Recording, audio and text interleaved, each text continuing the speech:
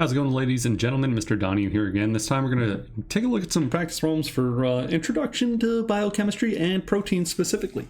So what two functional groups are involved in the condensation reaction that makes proteins?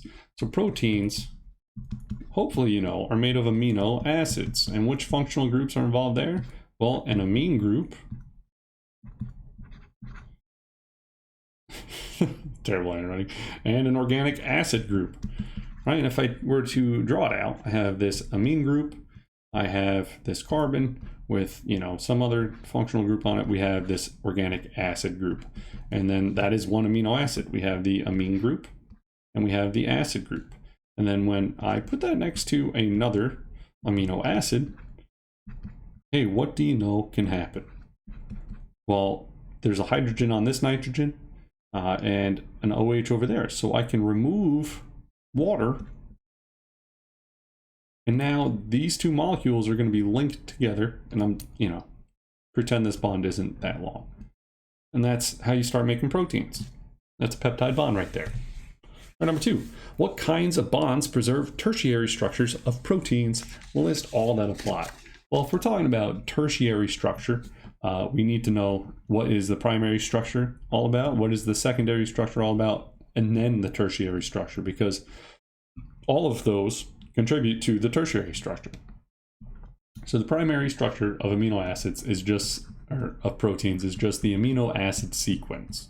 It's simply this amino acid, then that amino acid, then this one, then that one, and that is the primary structure.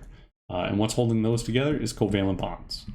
Right, those are true covalent bonds. All right, the secondary structure is all about how the that chain of amino acids bonded together coils up. And what determines how it coils and what kind of structure it will take on is hydrogen bonding. And the tertiary structure is referring to like the overall shape of the protein. The bonds, the kinks, and what's responsible for that is some dipole-dipole attraction, as well as possible ion dipole attraction.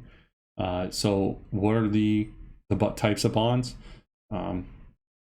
These, all those. All right.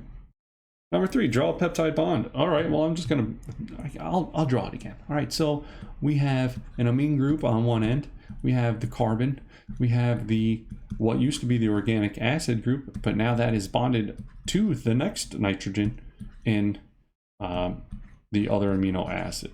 So this right here is the peptide bond. All right. 4, what kind of bonding is responsible for protein's secondary structure? Well, we kind of already talked about that. It's going to be the hydrogen bonding, right? It's like, think about DNA. Everybody knows DNA, 2 strands held together by hydrogen bonding, giving you the double helix. Why does it have that shape? Because of the hydrogen bonding, right? The same thing is going on with protein's secondary structure. Why does it coil up the way that it does? Because different regions of that peptide are going to hydrogen bond with other ones. All right, so I hope you found that helpful, and I'll see you in class. Get my